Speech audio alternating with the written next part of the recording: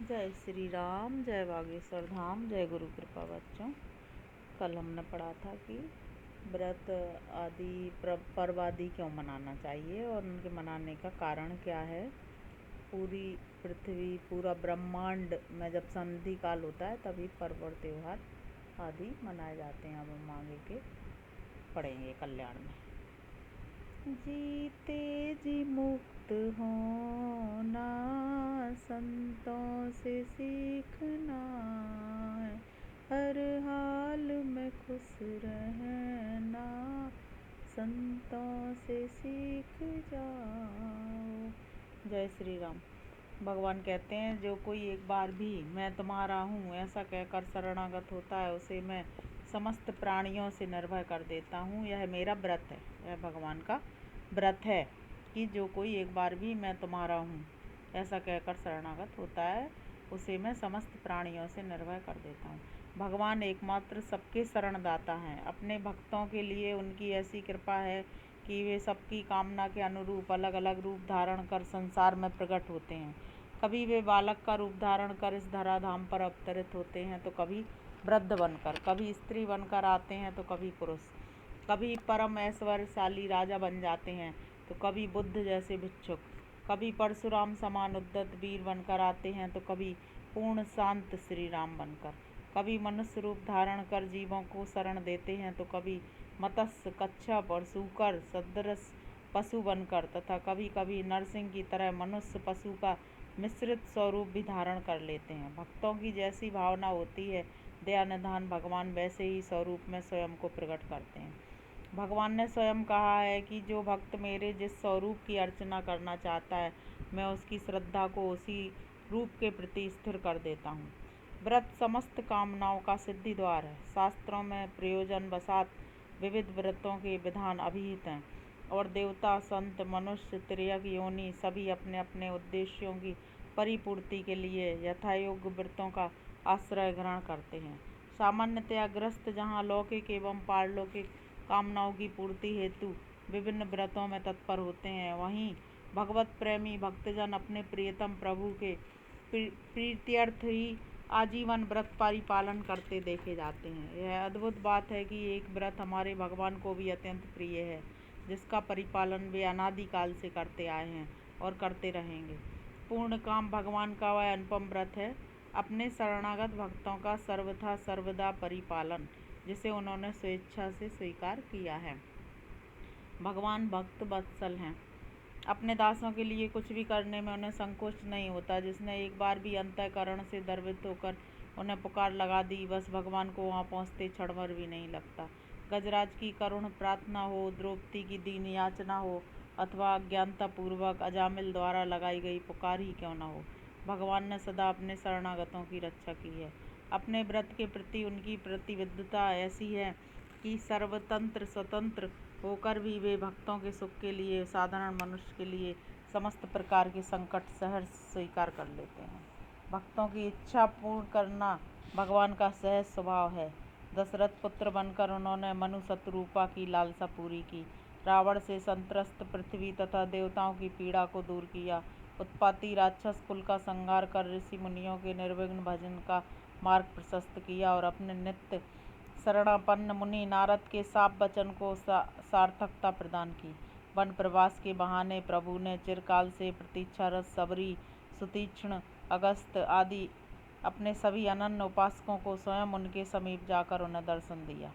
मुनि सुतीक्ष्ण से भगवान अपने अनुग्रह का कारण बड़े स्पष्ट शब्दों में व्यक्त करते हुए कहते हैं कि मेरे अतिरिक्त तुम्हारा और कोई साधन नहीं है, इसलिए मैं तुम्हारे पास आया हूँ, क्योंकि मेरे मंत्रों की उपासना करने वाले जो भक्त निरपेक्ष और अनन्य गति होकर मेरी ही शरण स्वीकार कर लेते हैं उन्हें मैं नित्य प्रति दर्शन देता हूँ।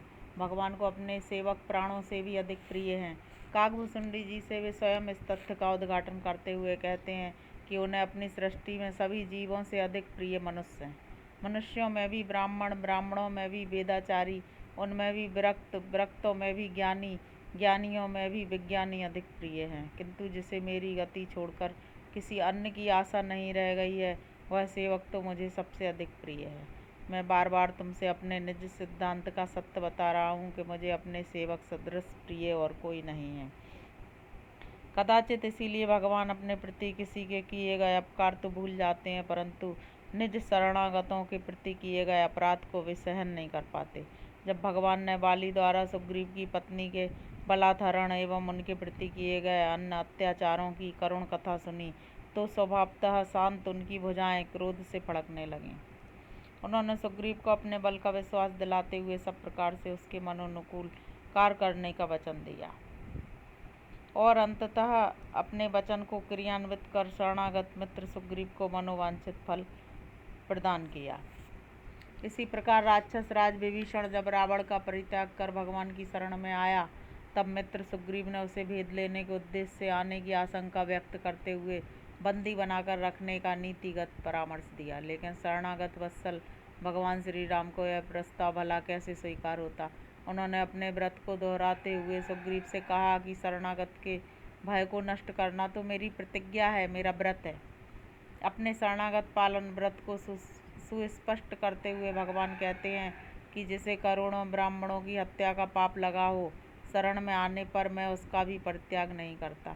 पुनः भगवान कहते हैं कि यदि विभीषण भयभीत होकर मेरी शरण में आया है तो मैं उसे प्राणों की तरह रखूंगा। और कृपा सिंधु भगवान ने न केवल विभीषण को अपना आश्रय प्रदान किया, बल्कि अत्यंत सख्त चाहते हुए उसे अचल लंका राज्य रूपी वह संपदा सौंपी जिसे रावण ने 10 सिरों का बलिदान देकर भगवान शिव से प्राप्त किया था। देवता या राक्षस, मनुष्य या पशु पक्षी, जिसने जब भी भगवान की शरण ली उसे उन्होंने कभी निराश नहीं किया। जिसने उन्हें सच्चे मन से जहाँ चाहा वहीं पा लिया और जो एक बार उनका आश्रय पा लिया उसकी सारी जिम्मेदारियों का वहन वे स्वयं करने लगते हैं। तभी तो हिरण्यकश्यपु भक्तराज प्रहलाद को हरि भक्ति से व्रत करने के सारे उद्योग करता रहा और प्रभु पल पल उसकी रक्षा करते रहे। इसीलिए भगवान अर्जुन से अपने शरणागत वात्सल्य व्रत को बताते हुए दृढ़तापूर्वक कहते हैं। भगवान अपने शरणागत पालन व्रत की प्रतिज्ञा को दोहराते हुए घोषणा करते हैं कि मुझ में मन वाला हो, मेरा भक्त हो, मेरी पूजा करने वाला हो और मुझको ही नमस्कार कर, इससे तू निस्संदेह मुझे ही प्राप्त होगा। यह मैं तुझसे सत्य प्रतिज्ञा करता हूँ। सचमुच भगवान के समान कृपालु और दृढ़व्रती तो स्वयं भगवान ही हो सकते हैं, जिन्होंने महाभारत युद्ध में शस्त्र ग्रहण न करने की अपनी प्रतिज्ञा तोड़कर भक्त भीष्म की उनसे शस्त्र उठवा लेने की प्रतिज्ञा को सत्य प्रमाणित करके अपने शरणागत पालन व्रत का निर्वाह किया। भगवत भक्त भीष्म भगवान की इस अपूर्व कृपा का स्मरण करके कृतकृत्यता का अनुभव करते हैं और उनके ही चरणों में अपनी प्रीति की कामना करते हैं। शरणागतों को सद्गति देने वाले ऐसे अटल व्रतधारी भगवान से हमारी विनती है कि वे अपने चरणों में हमें भी शरण प्रदान करें और हम दीन शरणागतों पर अपनी कृपा दृष्टि सदा बनाए रखें। अंग अंग के उत्सव श्री कृष्ण। उत्सवों का आनंद तो उत्सवों के उत्स श्री कृष्ण के रसिक जनों से पूछो। इनके उत्सव किसी दिवस या तिथि विशेष पर संपन्न होकर समाप्त नहीं हो जाते और ना ही पुनरावृत्ति के लिए अगले वर्ष की प्रतीक्षा करते हैं। इनके तो अंग अंग जब देखो तब कोई ना कोई पर्व, कुछ ना कुछ उत्सव मना रहे होते हैं। नयन, कर्ण, नासिका, रसना और त्वचा सभी के अपने अपने उत्सव हैं। नयनोत्सव पहला। गोपियों का नयनोत्सव होता जब दिव्य दर्शन श्री कृष्ण कांत ब्रज की वीथियों में गिरिराज या यमुना जी की ओर आते जाते दिख जाते। इनके सदा पिपासु नेत्र उनके राशि रूप सौंदर्य का पान कर अपनी चिर पिपासा का समन करते। इससे अधिक उल्लास पर्व इनके नयनों के लिए और क्या हो सकता था कि क्रीड़ा प्रिय इन प्रियवर के कौतुक एवं अटखोलियों का अवलोकन कर इनके प्रणयी जन नयनों का परम पर्व मनाया करते हैं। नयनों के उस उत्सव का तो क्या कहें जब प्राण पृष्ठ निकट अति समीप होते हैं। अपने कमल कोमल दृगों से अपने अंतरंग जनों के नयनों में झांक कर देखते हैं। इन्हीं प्रणयी जनों का सर्वोपरि उत्सव परम पर्वोत्सव तो अन्यत्र ही है। अपने प्रिया प्रियतम को परस्पर क्रीड़ा में निमग्न निरख उन्हें परस्पर परमानंद का आदान प्रदान करते देख उनकी काय बिहू स्वरूपा ये सखियाँ स्वयं उसी परमानंद का साक्षात्कार किया करती हैं। ब्रज रस की रसोपासना की परिणति यही तो है। इस उत्सव उल्लास में प्रेम प्रदाता कभी ऐसे नयनानंद सिंधु के एक बिंदु का उपहार हमें भी प्रदान करोगे। दूसरा कर्णोत्सव। मधु से भी मधुर माधव की अमृतोपम वाणी श्रवण कर प्रेमी जन कर्णोत्सव मनाया करते हैं। उन मनमोहन के मनोमोहक उद्गार कर्णों के माध्यम से उर प्राणों में प्रवेश कर कितना सुख प्रदान करते हैं। भोर बेला में उनकी झलक की ललक लिए गोप कुमारियाँ आनंद भवन के द्वार पर जा खड़ी होती हैं। यशोदा रानी, प्रातः सर्वप्रथम तुम्हारे लाडले का मुखड़ा देखने से हमारे दुग्ध दधी का विक्रय अच्छा होता है। नेक बुला तो दो से बाहर। यशोदा सब समझती हैं, कहती हैं, पर वह तो अभी सो रहा है। भीतर से मधुर स्वर झंकृत होता है, मैया मैं जाग रहा हूँ। दर्शन से भी अधिक सुख इस स्वर से प्राप्त होता है। यही है ललक कलक वालों का कर्णोत्सव। सदा इनसे उलाहना उपालंब रखने वाली नहीं करने वाली गोपियों को कदाचित कहीं अधिक सुख प्रतीत तब होता है जब यत्र तत्र होने वाली इनकी सराहना श्रवण गोचर हो जाए। उस समय प्रिय का प्रशंसक प्रियवर से अधिक प्रिय लगने लगता है। परम प्रेमी के परम प्रियजनों तुम धन्य हो। मुरली के रंध्रों में स्वर भरकर जब तक वे हम गोपियों को मुरली ध्वनि में हमारे नाम ले लेकर हमारा आह्वान करते हैं, दूर वन से या यमुना पुलिन से मिलन के गीत गाते सुनाते हैं, तब लगता है इससे बड़ा उल्लास कोई होता ही नहीं। करुणा वर्णालय, इस कर्णोत्सव के कतिपय कृपा कण हम पर भी बरसाओ ना। तीसरा नासोत्सव। श्री कृष्ण जिस मार्ग से आते जाते हैं उस मार्ग में प्रसरित सुबास उनके गंतव्य का बोध करा देती है। कारण नासिका उस सुबास को सहज ग्रहण कर स्वयं सुबासित होती है।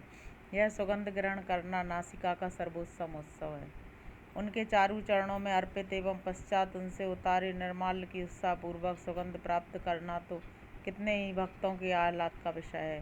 कहीं वे प्राण प्रियतम स्वयं छीन कर हमारी वस्तुएं ग्रहण करें तब तो कुछ कहते ही नहीं बनता।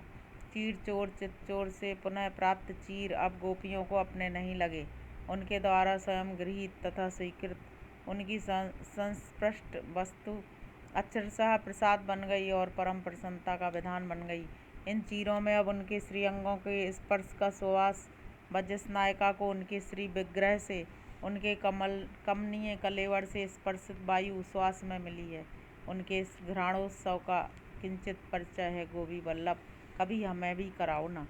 चौथा है बाक उत्सव। भक्त शिरोमणि हास परिहास प्रवीण ब्रज के रंगीले रसीले ठाकुर के साथ संभाषण का सुख अपने आप में उत्सव है।